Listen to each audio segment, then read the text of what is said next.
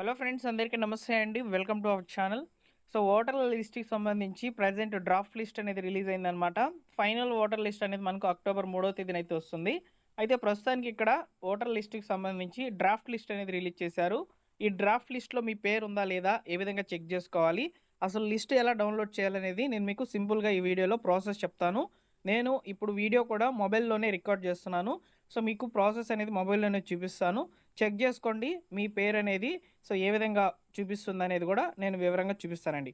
So ఏమైనా తప్పులు గనుక ఉండినట్లయితే మీరు కరెక్షన్స్ అనేటివి చేసుకోవచ్చనమాట. సో దానికి అవకాశం అయితే ఉంది. సో అది ఎప్పటి నుంచి స్టార్ట్ అవుతుంది ఏంటి అనే వివరాలను వివరంగా తెలియజేస్తాను. సో ఫ్రెండ్స్, వీడియో నచ్చితే తప్పకుండా లైక్ చేసి మీ మిత్రులకు షేర్ చేయండి.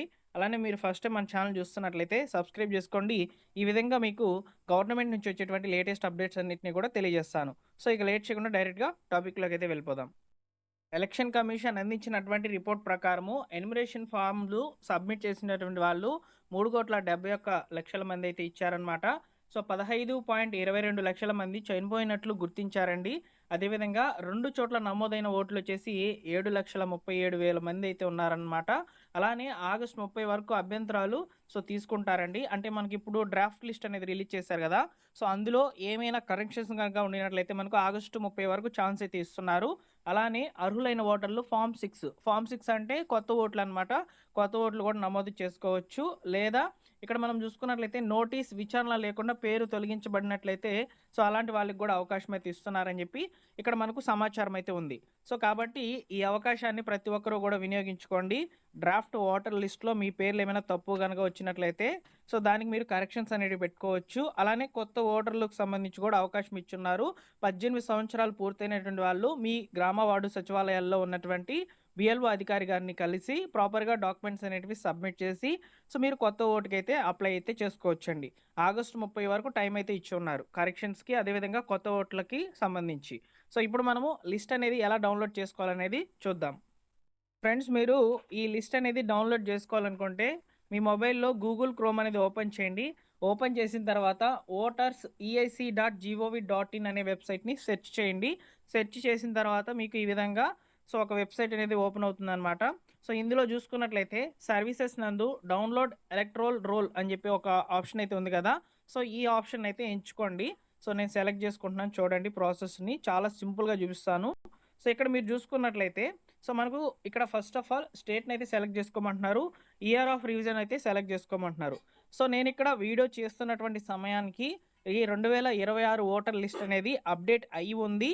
అయితే అప్డేట్ అయినటువంటి ఏదైతే పీడీఎఫ్ మనం డౌన్‌లోడ్ చేసుకుంటామో, అంటే మన యొక్క గ్రామానికి సంబంధించి లేదా మన యొక్క వార్డుకి సంబంధించినటువంటి లిస్ట్ అనేది డౌన్‌లోడ్ చేసుకుంటున్నామో, ఆ లిస్ట్ అనేది ఓపెన్ కావడం లేదనమాట. అంటే ఫైల్ డౌన్‌లోడ్ అవుతుంది.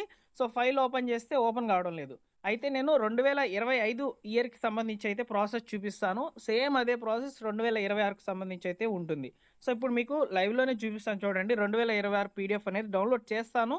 సో లిస్ట్ అనేది ఓపెన్ కాదు. అంటే ఫైల్ అనేది డౌన్‌లోడ్ అవుతుంది. ఓపెన్ కావడం లేదనమాట. ఓకేనా? అదొక టెక్నికల్ ఇష్యూ లాగా ఉందనమాట. అది సర్దుబాటు అవుతుంది. సో ప్రాసెస్ అయితే ఇదేననమాట. సో ఫస్ట్ ఆఫ్ ఆల్ స్టేట్‌నైతే సెలెక్ట్ చేసుకోవాలి. సో ఆంధ్రప్రదేశ్ అయితే సెలెక్ట్ చేసుకుంటున్నాను. తర్వాత ఇయర్ ఆఫ్ రివిజన్‌లో వచ్చేసి 2026 అయితే సెలెక్ట్ చేశాను. సో మీకు చూపిస్తున్నాను. ఫస్ట్ ప్రాసెస్ అయితే ఇదేననమాట. ఇది ట్రై చేయండి. ఖచ్చితంగా ఓపెన్ అవుతుంది లిస్ట్ అనేది. సో ఇక్కడ మీరు చూడండి, ఎస్ఐఆర్ డ్రాఫ్ట్ ఓటర్ లిస్ట్ అనేది 2026 అయితే సెలెక్ట్ చేసుకోవాలి. తర్వాత డిస్ట్రిక్ట్‌ని అయితే సెలెక్ట్ చేసుకోండి. సో నేను మా డిస్ట్రిక్ట్‌ని అయితే సెలెక్ట్ చేసుకున్నాను. తర్వాత అసెంబ్లీ కన్సిస్టెన్సీని అయితే సెలెక్ట్ చేసుకోండి. సో నేను మా కన్సిస్టెన్సీని అయితే సెలెక్ట్ చేసుకుంటున్నాననమాట. నెక్స్ట్ వచ్చేసి మీ యొక్క ఈ యొక్క పీడీఎఫ్ లాంగ్వేజ్ ఇంగ్లీష్‌లో కావాలా? తెలుగులో కావాలా? అని చెప్పి సెలెక్ట్ చేసుకోండి. సో నెక్స్ట్ వచ్చేసి ఇక్కడ మీరు చూసుకున్నట్లయితే పార్ట్ నంబర్ అనేది సెలెక్ట్ చేసుకోవాలి. ఈ పార్ట్ నంబర్ సెలెక్ట్ చేసుకుంటేనే మీకు లిస్ట్ అనేది ఓపెన్ అవుతుందండి. ఓకేనా? సో పార్ట్ నేమ్ అనేది ఇక్కడ మీరు సెర్చ్ చేసుకోవచ్చనమాట. సో పేజెస్ వారీగా ఇట్లా స్క్రాల్ చేసుకుంటూ మీ ఊరు ఏదైతే వస్తుందో ఆ ఊరినైతే మీరు ఇక్కడ సెలెక్ట్ చేసుకోవాలండి. లేదా ఇక్కడ మీరు సెర్చ్ కూడా చేయవచ్చు. సో నేను సెర్చ్ చేసి చూపిస్తాను చూడండి.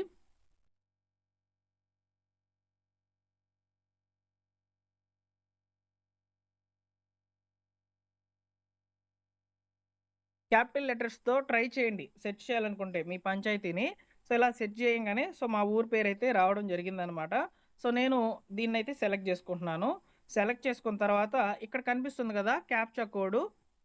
ఇక్కడ చూడండి, ఈ క్యాప్చా కోడ్ ఉంది కదా! ఈ క్యాప్చా కోడ్‌ని యాజ్ ఇట్ ఈస్‌గా మీరు మొబైల్‌లో చూసి నిదానంగా టైప్ చేయండి. ఓకేనా?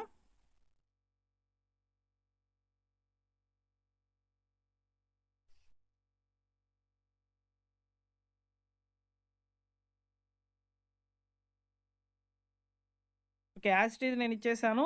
సో, డౌన్‌లోడ్ సెలెక్టెడ్ పీడీఎఫ్స్ ఉంది గదా! సో, దీన్నైతే సెలెక్ట్ జేసుకున్నాను. ఇక్కడ చూడండి స్టేటస్ అనేది చూపిచ్చిందనమాట. సక్సెస్ అయింది. ఫైల్ అయితే ఓపెన్ జేస్తున్నాను చూడండి. సో, ఇక్కడ నాకు 404 నాట్ ఫౌండ్ అని వస్తుంది.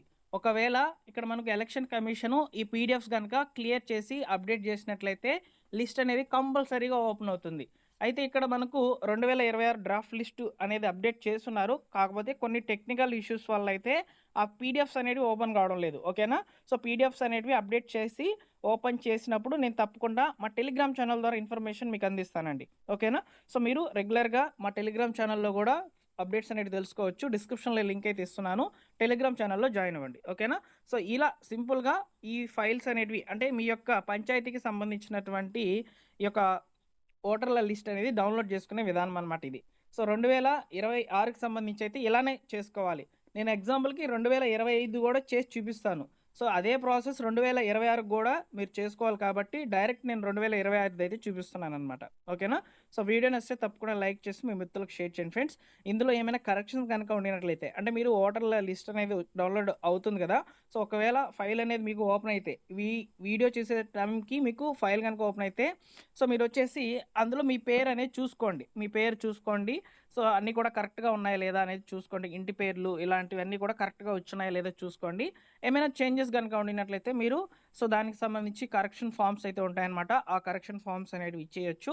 ఇచ్చేసిన తర్వాత మనకు మళ్ళీ కరెక్షన్స్ వెరిఫికేషన్ చేసి అదేవిధంగా ఆన్‌లైన్‌లో చేసేసి తర్వాత ఫైనల్ లిస్ట్ అనేది అక్టోబర్ 3 తేదీన అయితే రావడం జరుగుతుందండి. ఓకేనా? అక్టోబర్ 3 తేదీన మరొక లిస్ట్ అనేది వస్తుందన్నమాట. వెయిట్ చేయండి.